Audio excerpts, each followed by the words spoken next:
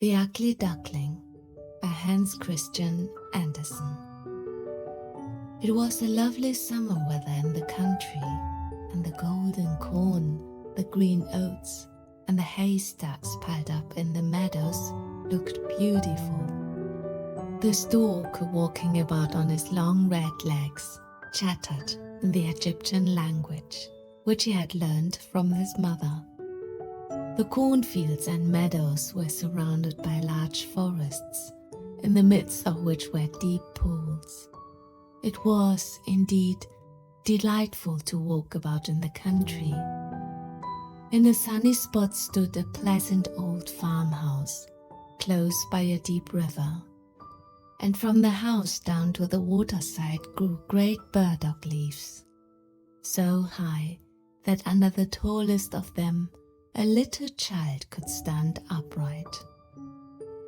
The spot was as wild as the scent of a thick wood. In this snug retreat sat a duck on her nest, watching for a young brood to hatch. She was beginning to get tired of her task, for the little ones were a long time coming out of their shells, and she seldom had any visitors. The other ducks liked much better to swim about in the river than to climb the slippery banks and sit under a burdock leaf to have a gossip with her. At length one shell cracked, and then another, and from each egg came a living creature that lifted its head and cried.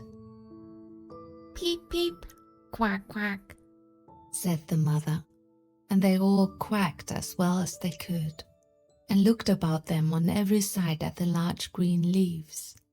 The mother allowed them to look as much as they liked, because green is good for the eyes.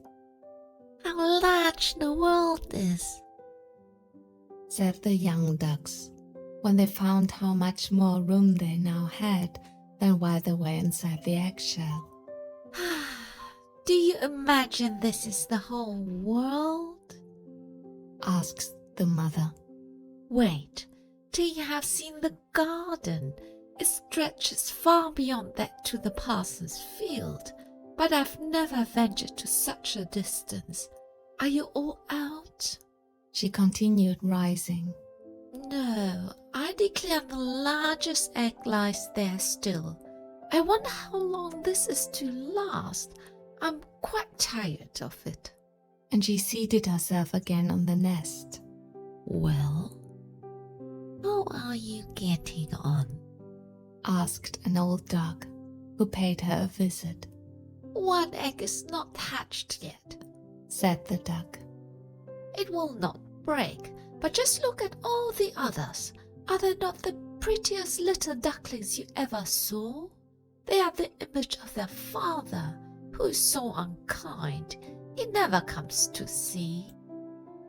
"Let me see the egg that will not break," said the duck. "I have no doubt it is a turkey's egg. I was persuaded to hatch some once, and after all my care and trouble with the young ones, they were afraid of the water. I quaked and clucked, but all to no purpose. I could not get them to venture it. Let me look at the egg. Yes, that is a turkey's egg. Take my advice, leave it where it is, and teach the other children to swim." "I think I will sit on it a little while longer," said the duck. "As I have sat so long already, a few days will be nothing," said the duck. "Please yourself," said the old duck, and she went away. At last the large egg broke, and a young one crept forth crying. It was very large and ugly. The duck stared at it and exclaimed, "It is very large and not at all like the others. I wonder if it is really a turkey. We shall soon find it out, however, when we go to the water. It must go in, if I have to push it myself." On the next day the weather was delightful, and the sun shone brightly on the green burdock leaves. So the mother duck took her young brood down to the water and jumped in with a splash. And one after another, the little ducklings jumped in. The water closed over their heads, but they came up again in an instant and swam about quite prettily with their legs paddling under them as easily as possible. And the ugly duckling was also in the water, swimming with them. "Oh," said the mother. "that is not a turkey. How well he uses his legs, and how upright he holds himself. He is my own child, and he's not so very ugly after all if you look at him properly. Quack, quack. Come with me now. I will take you into grand society and introduce you to the farmyard, but you must keep close to me or you may be trodden upon. And above all, beware of the cat." When they reached the farmyard, there was a great disturbance. 2 families were fighting for an eel's head, which after all was carried off by the cat. "See, children, that is the way of the world," said the mother duck, wetting her beak, for she would have liked the eel's head herself. "Come now, use your legs, and let me see how well you can behave. You must bow your heads prettily to that old duck yonder. She's the highest born of them all, and has Spanish blood. Therefore she is well off. Don't you see she has a red flag tied to her leg, which is something very grand, and a great honor for a duck. It shows that everyone is anxious not to lose her, as she can be recognized both by man and beast. Come now, don't turn your toes. A well-bred duckling spreads his feet wide apart, just like his father and mother. In this way, now, bend your neck and say, quack." The ducklings did as they were bid, but the other ducks stared and said, "Look, here comes another brood, as if there were not enough of us already. And what a queer-looking object one of them is. We don't want him here." And then one flew out and bit him in the neck. "Let him alone," said the mother. "He's not doing any harm." "Yes, but he is so big and ugly," said the spiteful duck. "and therefore he must be turned out." "The others are very pretty children," said the old duck. "All but that one. I wish his mother could improve him a little."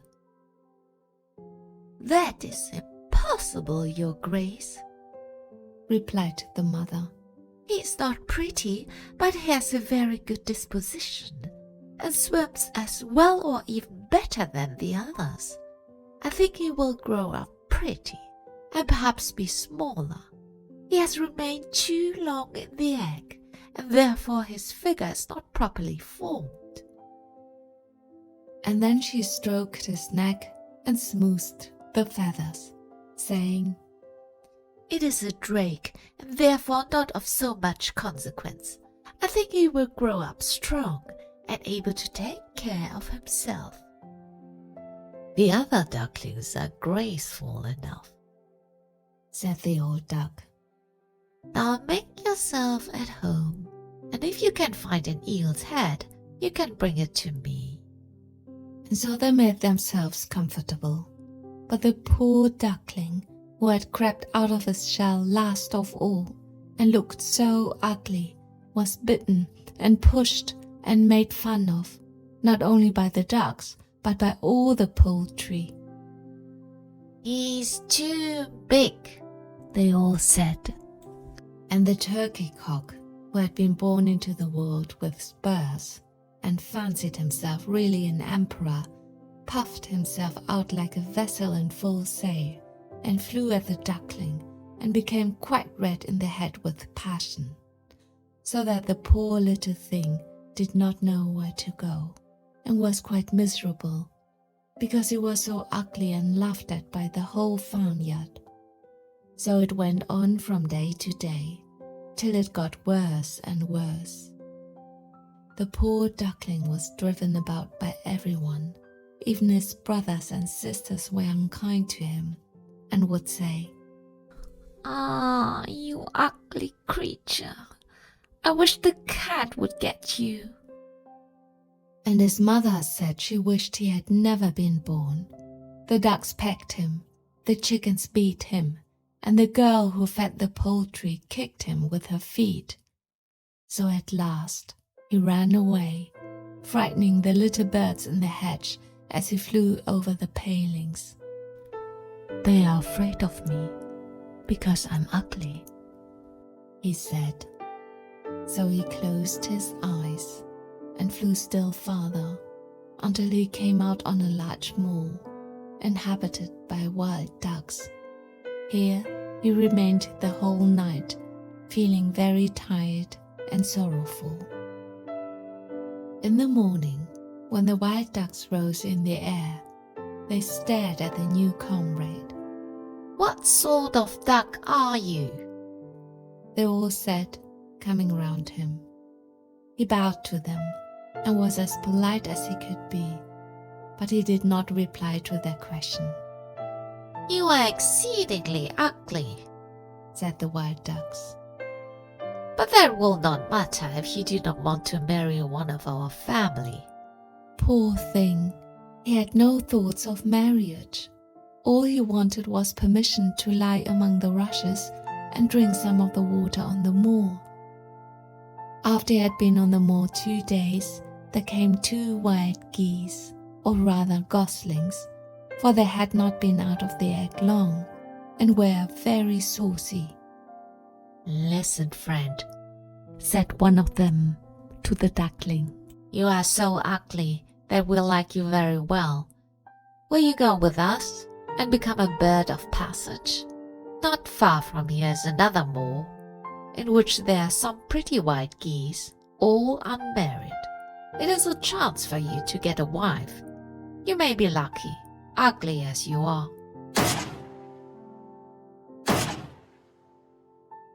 Sounded in the air, and the 2 wild geese fell dead among the rushes, and the water was tinged with blood. Echoed far and wide in the distance, and whole flocks of wild geese rose up from the rushes. The sound continued from every direction, for the sportsmen surrounded the moor, and some were even seated on branches of trees overlooking the rushes. The blue smoke from the guns rose like clouds over the dark trees, and as it floated away across the water, a number of sporting dogs bounded in among the rushes, which bent beneath them wherever they went. How they terrified the poor duckling! He turned away his head to hide it under his wing, and at the same moment a large terrible dog passed quite near him. His jaws were open, his tongue hung from his mouth, and his eyes glared fearfully. He thrust his nose close to the duckling, showing his sharp teeth, and then, splash, splash, he went into the water without touching him. "Oh," sighed the duckling, "how thankful I am for being so ugly. Even a dog will not bite me." And so he lay quite still, while the shot rattled through the rushes, and gun after gun was fired over him. It was late in the day before all became quiet, but even then the poor young thing did not dare to move. He waited quietly for several hours, and then, after looking carefully around him, hastened away from the moor as fast as he could. He ran over field and meadow till a storm arose, and he could hardly struggle against it. Towards evening, he reached a poor little cottage that seemed ready to fall, and only remained standing because he could not decide on which side to fall first. The storm continued so violent that the duckling could go no farther. He sat down by the cottage, and then he noticed that the door was not quite closed in consequence of one of the hinges having given way. There was therefore a narrow opening near the bottom large enough for him to slip through, which he did very quietly, and got a shelter for the night. A woman, a tomcat, and a hen lived in this cottage. The tomcat, whom the mistress called "my little son," was a great favorite. He could raise his back and purr, and could even throw out sparks from his fur if it were stroked the wrong way. The hen had very short legs, so she was called Chicky Short Legs. She laid good eggs, and the mistress loved her as if she had been her own child. In the morning, the strange visitor was discovered, and the tomcat began to purr, and the hen to cluck. "What is that noise about?" said the old woman, looking round the room, but her sight was not very good. Therefore, when she saw the duckling, she thought it must be a fat duck that had strayed from home. "Oh, what a prize!" she exclaimed. "I hope it is not a drake, for then I shall have some duck's eggs. I must wait and see." So the duckling was allowed to remain on trial for 3 weeks, but there were no eggs.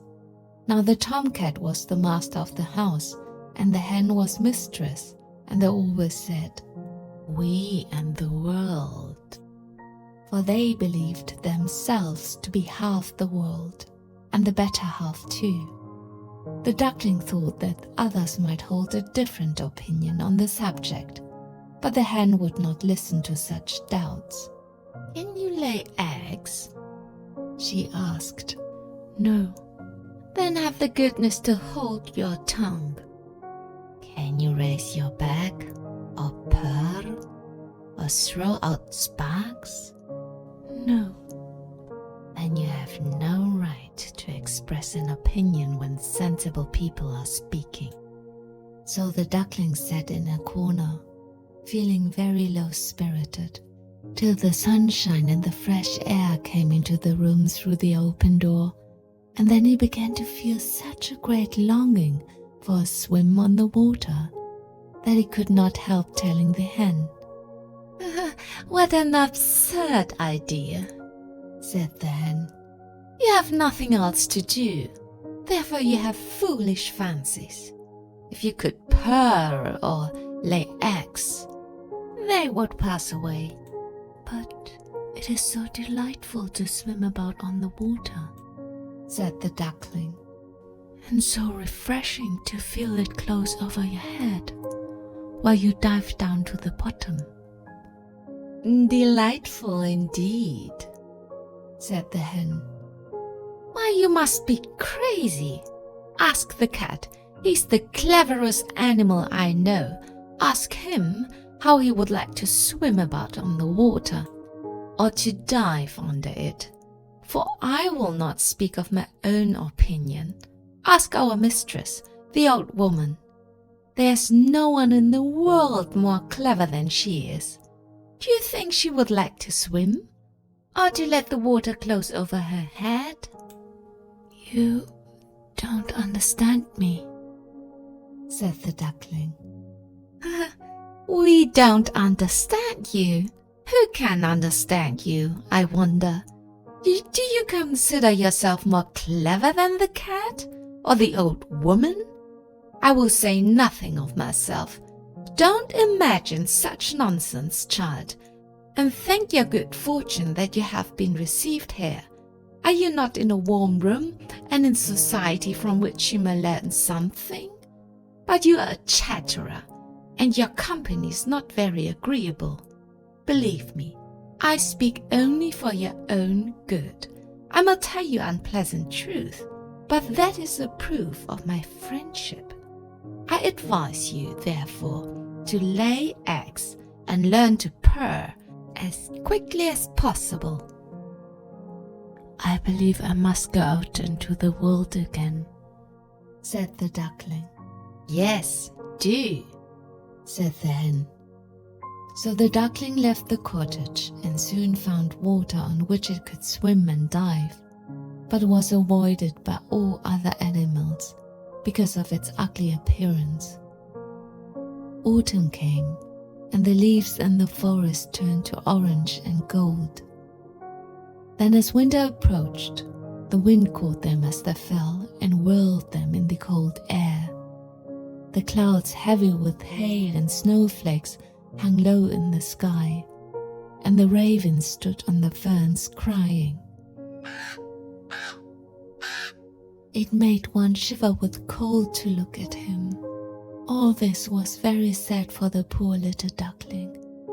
One evening, just as the sun set amid radiant clouds, there came a large flock of beautiful birds out of the bushes. The duckling had never seen any like them before. They were swans, and they curved their graceful necks, while their soft plumage shone with dazzling whiteness. They uttered a singular cry as they spread their glorious wings and flew away from those cold regions to warmer countries across the sea. As they mounted higher and higher in the air, the ugly little duckling felt quite a strange sensation as he watched them. He whirled himself in the water like a wheel, stretched out his neck towards them, and uttered a cry so strange that it frightened himself. Could he ever forget those beautiful happy birds?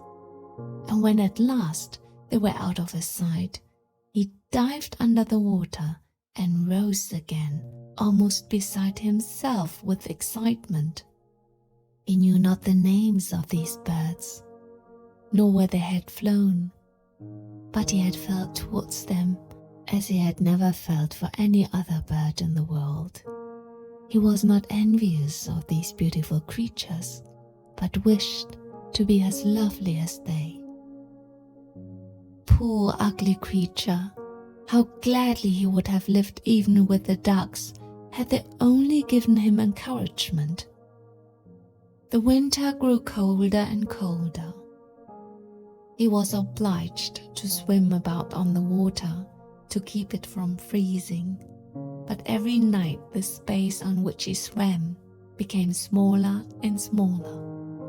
At length it froze so hard that the ice in the water crackled as he moved, and the duckling had to paddle with his legs as well as he could to keep the space from closing up. He became exhausted at last and lay still and helpless, frozen fast in the ice. Early in the morning, a peasant who was passing by saw what had happened. He broke the ice in pieces with his wooden shoe and carried the duckling home to his wife. The warmth revived the poor little creature. But when the children wanted to play with him, the duckling thought they would do him some harm. So he started up in terror, fluttered into the milk pan, and splashed the milk about the room. Then the woman clapped her hands, which frightened him still more. He flew first into the butter cask, then into the meal tub, and out again. What a condition he was in! The woman screamed and struck at him with the tongs. The children laughed and screamed and tumbled over each other in their efforts to catch him. But luckily he escaped. The door stood open. The poor creature could just manage to slip out among the bushes and lie down quite exhausted in the newly fallen snow. It would be very sad were I to relate all the misery and privations which the poor little duckling endured during the hard winter. But when it had passed, he found himself lying one morning in a moor amongst the rushes. He felt the warm sun shining and heard the lark singing and saw that all around was beautiful spring. Then the young bird felt that his wings were strong, as he flapped them against his sides and rose high into the air. They bore him onwards until he found himself in a large garden. Before he well knew how it happened, the apple trees were in full blossom, and the fragrant alders bent their long green branches down to the stream, which wound round the smooth lawn. Everything looked beautiful in the freshness of early spring. From a thicket close by came 3 beautiful white swans, rustling their feathers and swimming lightly over the smooth water. The duckling remembered the lovely birds and felt more strangely unhappy than ever. "I will fly to those royal birds," he exclaimed, "and they will kill me because I am so ugly, and dare to approach them, but it does not matter. Better be killed by them than pecked by the ducks, beaten by the hens, pushed about by the maiden who feeds the poultry, or starved with hunger in the winter." Then he flew to the water and swam towards the beautiful swans. The moment they espied the stranger, they rushed to meet him with outstretched wings. "Kill me," said the poor bird, and he bent his head down to the surface of the water and awaited death. But what did he see in the clear stream below? His own image. No longer a dark grey bird, ugly and disagreeable to look at, but a graceful and beautiful swan.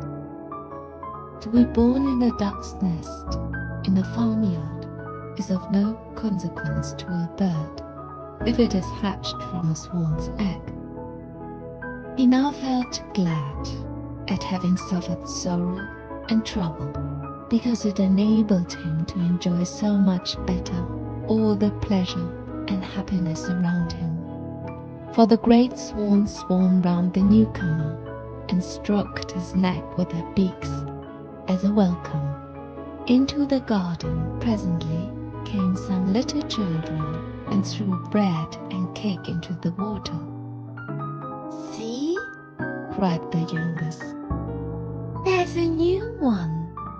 And the rest were delighted and ran to their father and mother, dancing and clapping their hands and shouting joyously, "There's another swan come! A new one has arrived!" Then they threw more bread and cake into the water and said, "The new one is the most beautiful of all. He's so young and pretty." And the old swans bowed their heads before him. Then he felt quite ashamed and hid his head under his wing, for he did not know what to do. He was so happy, and yet not at all proud. He had been persecuted and despised for his ugliness, and now he heard them say he was the most beautiful of all the birds. Even the elder tree bent down its boughs into the water before him, and the sun shone warm and bright. Then he rustled his feathers, curved his slender neck, and cried joyfully from the depths of his heart, "I never dreamed of such happiness as this while I was an ugly duckling."